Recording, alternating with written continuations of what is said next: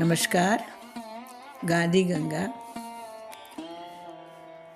પ્રસંગ છે બાપુ અને મહાદેવભાઈ વચ્ચેનો. ત્યાગ કર્યો હોય તો 1915ની આખરની વાત હશે. બાપુ કંઈક લખતા હતા. હું પાસે બેઠો બેઠો ઉમર ખયામની રૂબાયતનો અંગ્રેજી તર્જુમો વાંચતો હતો. ફિટ્ઝજેરાલ્ડના અનુવાદના વખાણ મેં બહુ સાંભળ્યા હતા, પણ એ વાંચ્યો નહોતો. ચોપડી પૂરી થવા આવી ત્યાં બાપુનું ધ્યાન મારા તરફ ગયું. શું વાંચો છો? તેમણે પૂછ્યું. મેં ચોપડી બતાવી. નવી સવી ઓળખાણ થયેલી. બાપુ સીધો ઉપદેશ આપવા માગતા નહોતા.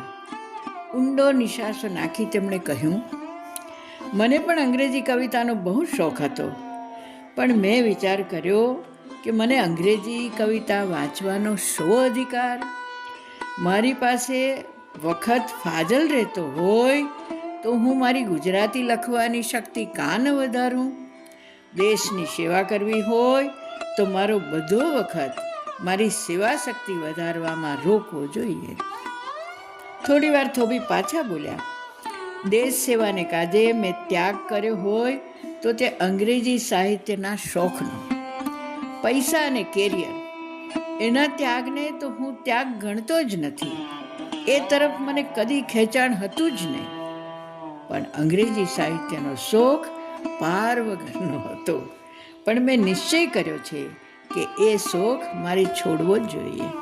હું સમજી ગયો અને ચોપડી બાજુએ મૂકી.